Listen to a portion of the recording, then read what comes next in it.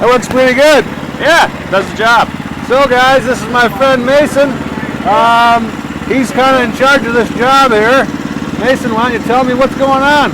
So a residential tree company came in and took down a bunch of trees. They have some hickory, some oak, a couple maples. There's a real big oak tree. That's what's on the mill right now. So they had somebody come in with the sawmill. We had to bring our excavator to handle the wood, stack up the firewood, and set the logs on the mill. Nice. Because that oak log was 22 feet long when we started. And that was the base of it. It was heavy. That's a monster. Yeah. So tell me a little about this mill. Woodlands Mill, it says, huh? Yeah, the HM126. It's the actual guy who owns the mill is gone at the moment. We're running it for him. He said he bought it. I believe it's $3,000. Comes in a box. Really?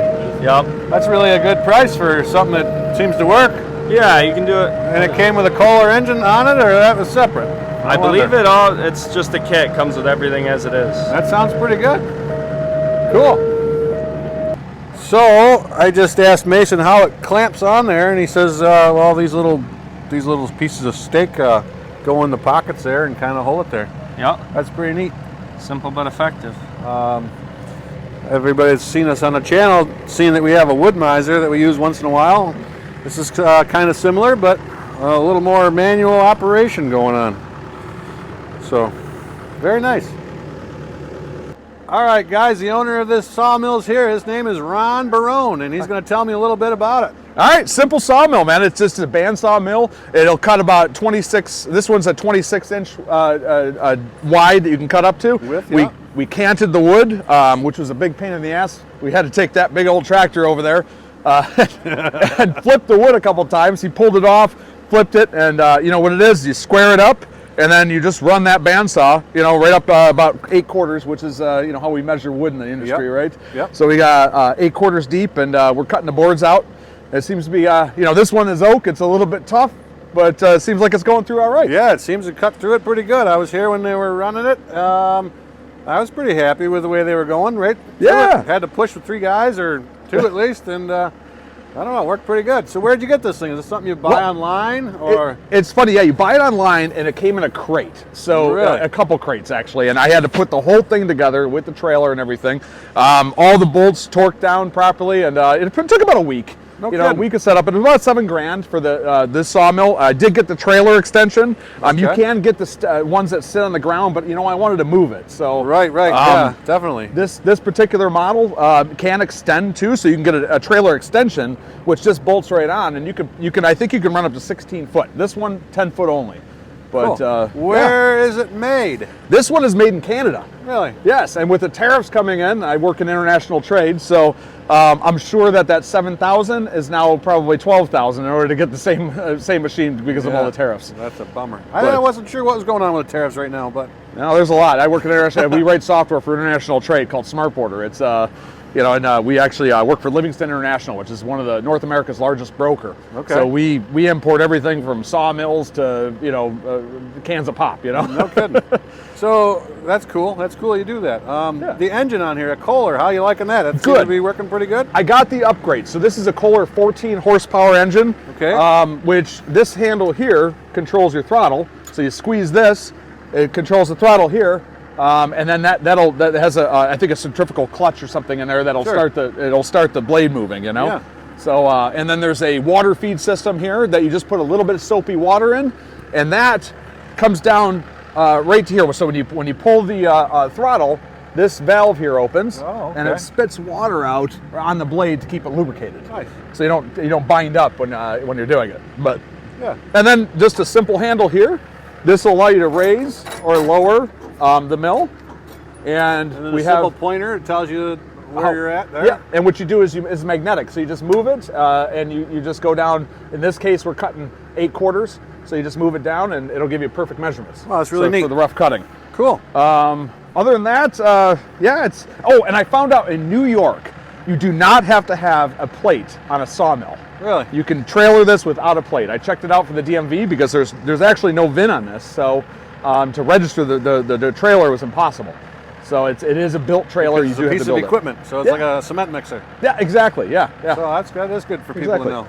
But other than that, it's low maintenance. Like I changed the oil on it once. I've run this thing maybe about, I don't know, 100 hours or so on different things that I'm doing. But yeah, it helps to have a crew with you to be able to move the logs and to be able to take the tops off and everything, and then take the boards off, because these oak boards are quite heavy. Yeah, they look heavy. And these are plain sawed, so you can do this one of two ways. You can plain saw it like this, where we're just taking it and you're just cutting through it, or you can do quarter sawing, where you chop the board in half, you flip it, and you can quarter saw it, which gives you a different grain. Gotcha. But the quarter sawing is definitely better. It's just a lot of work. Gotcha. And yeah, that's it. That's a nice machine. Yeah, thank you. I want to say thank you for telling us all about it. All right, man. Appreciate it. All right. So what we're doing here is you want to level the blade right up to the wood there. So what I do is I use this lever here to lower it down. So let's just say if we're up too high, pull it down and try to figure out exactly how much 8/4 or 2 inches is. So we'll lower this down just a little bit until it just touches, just like that. And now this is already set, but this is on a magnet, so you just adjust it so you know. And to lower it down, we got 1 inch, 2 inch there. Oh, I went the wrong way. So lower it, not raise it. So we're back down to there. We're gonna go down to 8. And one of the things that people make a mistake about is they forget to undo, or when you're on smaller boards and light wood, these stops here go in here, and they forget about them. So if you hit this blade and you ruin your blade, you know. Sure. So you want to make sure that these are set properly. And I have a couple sets of them, a couple short ones here that just go in, you know, for when you're doing the final cut. You can get this down real low and not have a problem. What do you figure that chunk of wood on the mill weighs right there? This here? Oh God, Pretty heavy. Oh yeah, I would say about maybe 300 pounds. Yeah, I agree with you. Maybe more. I mean, that whole log was probably a ton, you know. Yep. And you've got quite a bit of wood that we already cut off of this. Right. So that's it. This is then we're going to start the mill up. So is it pull start? It's pull start, right? Yeah, it's just a regular old pull start. So it's a Kohler 14 horsepower motor. You got you choke, and just a regular old 4-cycle motor.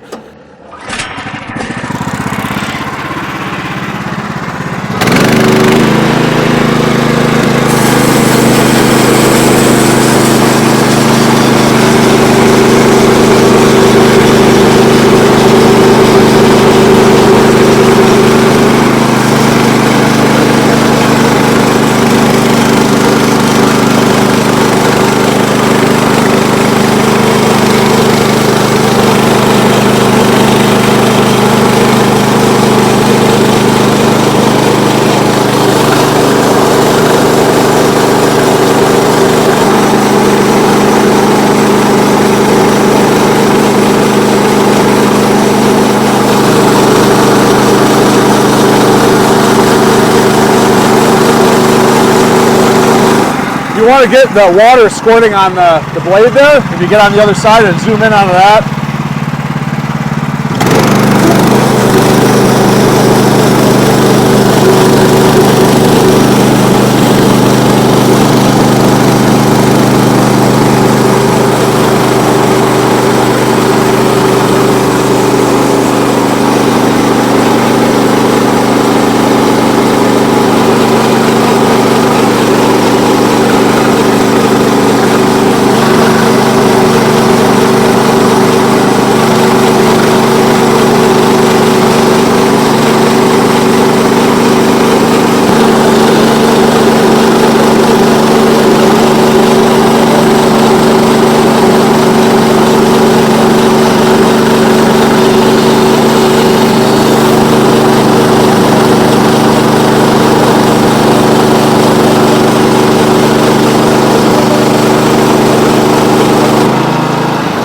Well, guys, there it is. That's it. That went pretty good. Sure didn't take that long, and it didn't have 3 guys pushing it either. That worked real well. Yeah, it's real simple. Like I said, it's just a giant ass bandsaw. That's all it is, with a gas motor on it. Cool. That's it. Well, that'll be the end of this movie. Well, thanks guys for watching. Please like, subscribe, and drop me a comment. And happy farming as always. We'll see you on the next one.